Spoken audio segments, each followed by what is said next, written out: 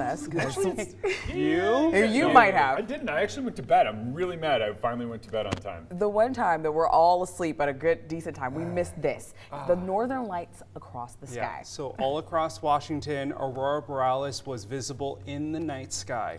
Yeah, according to the National Oceanic and Atmospheric Administration, NOAA, the reason this happens? Oh, a solar flare that's expected to last until this morning. So quick, go outside, look. But wait 1 second. I'll explain why this happens here in a minute.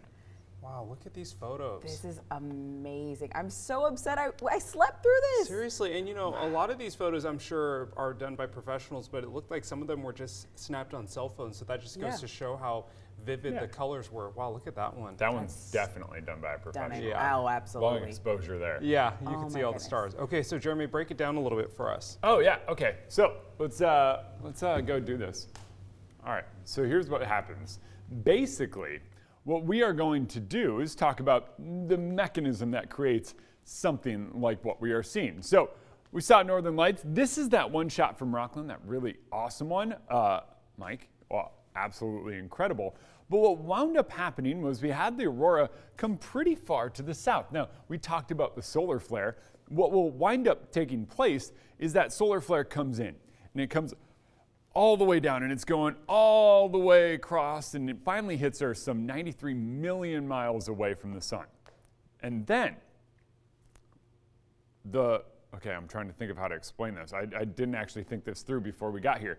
So hydrogen particles in the atmosphere are the easiest ones, those little atoms, right? So what happens is that solar flare hits the atoms and it excites the electrons in the atoms. It sends them to an outer valence, farther away from the middle of that atom, farther away from the proton itself. So it goes, whoa, we got all this energy from the solar flare. So they jump out, and then they're sitting way out here, orbiting farther away from the proton in that atom.